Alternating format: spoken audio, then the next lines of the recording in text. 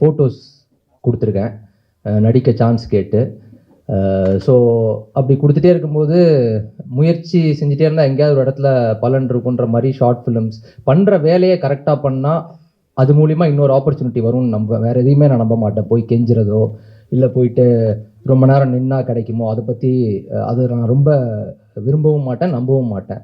நான் பண்ணுற வேலை கரெக்டாக இருந்துச்சுன்னா அதுக்கான வாய்ப்பு வரும்ன்றதை நம்பி தான் நான் முதல்ல ஒரு ஷார்ட் ஃபிலிமில் ஆரம்பித்தேன். இது வந்து நிறையா டிசப்பாயின்மெண்ட்ஸ் இருக்கும். நிறைய பேர் வந்து முடியாதுன்னு சொல்லுவாங்க, பாதி பேர் டிஸ்கரேஜ் தான் பண்ணும். சினிமான்னு நான் வந்து வரும்போதே எனக்கு வந்து டிஸ்கரேஜ்மெண்ட்ஸ் தான் நிறையாவே இருந்துச்சு.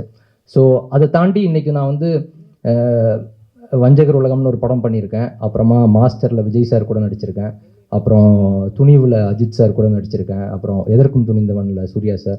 ஸோ இந்த மாதிரி இவங்களெல்லாம் நான் பார்க்க முடியுமான்னு நினச்சிட்டு இருந்த ஆட்களோட நான் நடிச்சிருக்கேன். ஸோ இது எல்லாமே பெரிய முயற்சி பண்ணது தான். நான் ஏன் இதுக்கு இந்த மென்டல் ஹெல்த் பற்றி இதை இப்போ நான் பேசினேன்னா, இந்த படம் அதை பற்றி பேசியிருக்கேன். ஆக்சுவலாக இதில் நான் இந்த கதையை ஸ்க்ரீன் பிளேவாக படிக்கும்போது எனக்கு மெயினாக அது ஒரு மெயின் விஷயமா பட்டது அந்த மென்டல் ஹெல்த். அது ஆக்சுவலாக ஏன்னா இதில் நான் என்ன கேரக்டர்னு ஆக்சுவலாக இப்போ சொல்ல முடியாது. பட் வந்து இந்த மென்டல் ஹெல்த்ன்றது ரொம்ப முக்கியம். ஆக்சுவலாக இந்த சின்ன பையன் ஒருத்தர் நடிச்சிருக்காரு, அபிஷேக் ஜெயின்னு.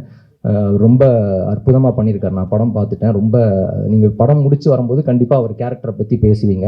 இன்னொன்று இதில் ஃபஸ்ட்லேருந்தே ஒரு ஹீரோயின்ற ஒரு கான்செப்ட்லேயே இல்லை படம். இது வந்து பார்த்தீங்கன்னா ஃபுல்லாகவே ஒரு 6 கேரக்டரை பற்றின ஒரு விஷயம் தான். ஸோ இதில் ஒன் ஆஃப் த கேரக்டர் தான் நான். பட் நீங்கள் சொன்ன மாதிரி பிக் பாஸ் முடித்து வரும்போதே எனக்கு தெரியும் பிக் பாஸ்ன்றது ஒரு டெம்பரரியான ஒரு விஷயம்தான். ஏன்னா முடிச்சு வரும்போது என்னை சுற்றி ஒரு 1000 கேமரா இருந்துச்சு. ஒரு 3 மாதம் 4 மாதத்தில் பாதிக்கு பாதியாச்சு. அப்புறம் அப்படியே கம்மியாகும். நம்ம பண்ணுற வேலைக்கான விஷயங்கள் தான். இன்றைக்கி நான் இது வந்து நான் பிக் பாஸ் போகும்போது எனக்கு தெரியும், வெளியே வந்தேன்னா இது நடக்கும். இதை தாண்டி இதை நம்ம அப்பயே யோசிச்சிட்டோம்னா நம்மளுக்கு டிசப்பாயின்மெண்ட் இருக்காது. இல்லை வந்தோன்னே நம்மளை ஒரு 10 பெரிய டேரக்டர் வந்து கூப்பிட்டுருவாங்க, படம் பண்ணிடலாம் அப்படின்னு ஒரு டெலியூஷனலாக இருந்தோம்னா அது எதுவுமே நடக்காதுன்னு தெரியும். அந்த டைமில் நம்ம ஒரு படம் இப்போ ஸ்டார்ட் பண்ணி போகிறோம்னா கண்டிப்பாக அந்த படத்தில் ஒரு 1.5 years ஆச்சு நம்ம ட்ராவல் பண்ணுவோம் ரிலீஸ் வரைக்கும். ஸோ அந்த 1.5 years நம்ம லைஃபோட ரொம்ப முக்கியமான டைமை யார்கிட்ட கொடுக்குறோன்றது முக்கியம். கதை ரொம்ப முக்கியம் தான். பட் அதெல்லாம் தாண்டி ஒரு டீமோட ஒர்க் பண்ணுறோன்னா அந்த டீமோட வைப் ரொம்ப முக்கியம். ஸோ அப்படி பார்க்கும்போது நான் வந்து கதைகள் நிறையா வந்துச்சு. இன்னொன்று நமக்கு அமையிறதுன்னு ஒன்றும் இருக்குது. நம்ம அப்படி பண்ணலாம், இப்படி பண்ணலாம், இது பண்ணலாம், அது எல்லாமே நம்ம மனசுக்குள்ளே இருக்கும். பட் அதை தாண்டி நமக்குன்னு சில விஷயங்கள் அமையும். அப்படி அமைஞ்சது தான் இந்த இடிமின்னல் காதல். அந்த டீம் மாதிரி பார்க்கும்போது நான் ஃபஸ்ட்டு பாலாஜி மாதவன் ப்ரோ வந்து கதையை சொன்னார். ஸ்க்ரீன் பிளே படித்தேன். எல்லாமே ரொம்ப நல்லா இருந்துச்சு. பட் அவர் ஜேசி அவங்க எல்லாருமே பார்த்தீங்கன்னா இப்போ சாம் ப்ரோ சொன்ன மாதிரி இந்த மேடையில் ஒரு உண்மை இருக்குது, ஒரு நேர்மை இருக்குது. அது ரொம்பவே முக்கியம். எனக்கு பிக் பாஸில் இருக்கட்டும் இல்லை எங்கேயுமே நிறைய பேர் சொல்கிறது கொஞ்சம் உண்மையாக இருக்கிறீங்க. கமல் சாரும் அதான் சொன்னார், நேர்மையாக இருக்கீங்க. எவ்வளோ மேடைகள் கிடைச்சாலும் எவ்வளோ பெட்டிகள் காசுகள் வந்தாலும் அந்த நேர்மையும் உண்மையும் விட்டுறாதீங்க, அதுதான் உங்களை கூப்பிட்டு போகணும்னு சொன்னார். பட் அதுதான் நானும் நம்புகிறேன். அதே மாதிரி அந்த ட்ராவல் பண்ணுற டீம்மே அதாக இருந்தால் ரொம்ப சந்தோஷமாக இருக்கும். ஸோ அப்படி இருக்கும்போது எனக்கு அந்த ஒரு உண்மையும் நேர்மையும் இன்றைக்கி அவர் பேசும்போதே எனக்கு அவ்வளோ பிடிச்சிருந்துச்சு. ஏன்னா இதுதான் அவர். இன்னொரு பெரிய விஷயம், எவ்வளோ பெரிய பிரச்சனை எவ்வளோ விஷயங்கள் இருந்தாலுமே அந்த ஃபேஸில் ஒரு ஸ்மைல் இருந்துகிட்டே இருக்கும். இன்றைக்கி அவருக்கு என்ன கோத்ரூ பண்ணிட்டு இருக்காருன்னு எனக்கு தெரியும். சென்சாரில் என்ன ப்ராப்ளம் ஆகிட்டு இருக்குன்னு தெரியும். பட் அது எல்லாத்தையும் தாண்டி அந்த ஒரு எனர்ஜி, அந்த ஒரு விஷயம்லாம் அது அவ்வளோ ஈஸியே கிடையாது. இதை நம்ம நடிக்கவும் முடியாது. இது அவர் ப்ரொடியூசர் டேரக்டர்னு சொல்ல அவர் எனக்கு தெரிஞ்சு எவ்வளோ மணி நேரம் தூங்குறாருன்னு கூட தெரில. பட் எல்லாருமே கஷ்டம் தான் படுறோம். End of the day success தான் நம்மளை பற்றி பேசும்.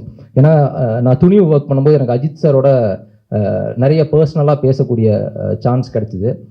அப்போ அவர் பல விஷயங்கள் சொன்னார். அவர் கடந்து வந்த பாதைகள், பட்ட லைக் அவமானங்கள், நிறைய விஷயங்கள். நான் கூட எதுக்குடா சார் இவ்வளோ சொல்கிறாரு, இவ்வளோ பர்சனலாக சொல்கிறாரு அப்படின்ற போது ஒன்றே ஒன்று தான் தெரிஞ்சிச்சு. நான் யோசித்து பார்த்தேன், ஏன் இதெல்லாம் சொல்லிட்டு இருக்காருன்னா ஒரே ஒரு விஷயம், அவர் சக்ஸஸ்ஃபுல்லாக இருக்கார். இன்றைக்கி போயிட்டு இங்கே உள்ள யார்கிட்ட கேட்டிங்கனாலும் அவங்க எல்லாருமே இதை கடந்து தான் வந்திருப்பாங்க. ஆனால் ஒரு சக்ஸஸ்ஃபுல்லாக இருக்கிறவங்க அதை நம்மள்கிட்ட சொல்லும் போது நம்மளும் ஃப்யூச்சரில் அந்த சக்ஸஸ் ஆகும் அப்படின்ற ஒரு நம்பிக்கை வரும். இன்றைக்கி நீங்கள் வேறு யார்கிட்டையா கேட்டிங்கன்னா கூட அந்த விஷயத்த சொல்லுவாங்க. பட் அஜித் சார் வந்து நான் சின்ன வயசுலேருந்து எங்கள் வீட்டில் எங்கள் அப்பாவுக்கு ரொம்ப பிடிக்கும், எங்கள் எல்லாருக்குமே பிடிக்கும். ஸோ அவர் வந்து இந்த விஷயங்கள்லாம் சொல்லும்போது ரொம்ப ஒரு நம்மளுக்கே ஒரு இதெல்லாம் அவர் கடந்து வந்து இங்கே இவ்வளோ தூரத்தில் நிற்கிறாரு. இப்போ நம்மலாம் வந்து ஒன்றுமே கிடையாது. இது எல்லாத்தையும் தாண்டினா தான் வர முடியுன்ற ஒரு நம்பிக்கை வரும். ஏன்னா இங்கே ஓடிக்கிட்டே தான் இருக்கணும். எங்கேயுமே சோர்ந்து உட்காந்துட்டோம்னா அப்படியே போயிடுறோம். அது மட்டும் எனக்கு புரியுது. ஏன்னா என் கூட ஆரம்பிக்கும் போது ஒரு 10 years பேக் நிறைய பேர் பயங்கர ஸ்மார்ட்டாக, பயங்கர டேலண்டடாக, எல்லாம் டான்ஸ், ஃபைட்டு, இது அதுன்னு எல்லாமே. பட் அந்த ஒரு மொமெண்ட்டில் கைவிட்டுடுறாங்க. போதுண்டா அப்படின்னு. இன்னைக்கு நான் ஒரு ஃபோட்டோ கொடுத்துட்டு இருக்கும்போதே பல பேர், எதுக்கு பிரதர் நீங்கள் ஃபாரினில் வேலை பார்த்துட்டு இருந்தீங்க, அங்கேயே போயிடலாம். பட் இல்லை, ஒரு நாளைக்கு கண்டிப்பாக ஒர்க் அவுட் ஆகும் நம்பி இவ்வளோ தூரம் வந்து இன்னைக்கு இந்த பிரசாத் ஸ்டூடியோவில் ஒரு படம் வந்து ரிலீஸ் ஆகுதுன்றது எனக்கு வந்து ஒரு மிகப்பெரிய விஷயம். ஏன்னா இதெல்லாம் நடக்குமான்னு நான் வந்து நிறைய இடத்துல யோசிச்சிருக்கேன், கனவு கண்டிருக்கேன். அந்த கனவு இன்னைக்கு கண்டிப்பாக நிஜமாயிருக்கு.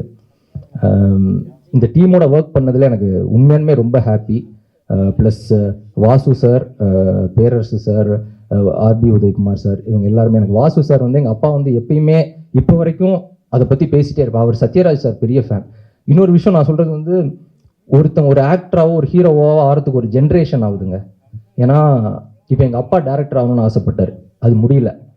அதுக்கடுத்து நான் ஆரம்பித்தேன். ஒரு ஜென்ரேஷனோட ஆசையை வந்து நிறைவேற்ற முடியுது. இப்போ ஃபார் எக்ஸாம்பிள், இப்போ த்ருவ் விக்ரம் இருக்காரு, இல்லை வேற ஏதாவது பெரிய ஆக்டரோட சன் இருக்காங்கன்னா அவங்க அப்பா பட்ட கஷ்டங்கள் இப்போ விக்ரம் சார் பட்ட கஷ்டமா இருக்கட்டும், அது எவ்வளோ பெரிய விஷயம். அவர் அவ்வளோ தூரம் பண்ணி இங்கே வந்து இவர் இருக்கிறார். அதை தாண்டி அவர் இன்னுமே உழைக்கணும். ஸோ இதுக்கு ஜென்ரேஷன்ஸாக ஆகுது. இப்போ பாலாஜி சார் சொன்னதுமே, வாசு சார், அவங்க அப்பா எல்லாருமே இருந்தாலுமே இவருக்கு ஒரு 12 to 13 years ஆயிருக்கு டேரக்டராக வந்து இங்கே நிற்கிறதுக்கு. ஸோ இங்கே எதுவுமே அவ்வளோ ஈஸி இல்லை, கஷ்டப்பட்டே தான் இருக்கணும். இன்னொரு பெரிய விஷயம் வந்து, நாங்கள் இது வரைக்கும் ஒரு எண்ட் ரிசல்ட்டை பற்றி பேசினதே இல்லை இது வரைக்குமே. படம் ஹிட் ஆயிரும், இது சூப்பர் ஹிட், இது வந்து பயங்கரமாக ஓடிடும், இதை மாதிரி ஒரு விஷயங்கள் பேசினதே இல்லை இன்னைக்கு வரைக்கும் கூட.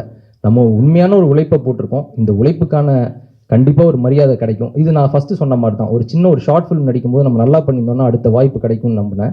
இன்னைக்கு இங்கே வந்து நிற்கிறேன். அதே தான் பாலாஜி ப்ரோவும், ஜேசி, நான் எல்லாருமே ஒரு உண்மையாக ஒன்று பண்ணியிருக்கோம். இது மூலிமா கண்டிப்பாக எல்லாருக்குமே அடுத்த வாய்ப்பு கிடைக்கும்.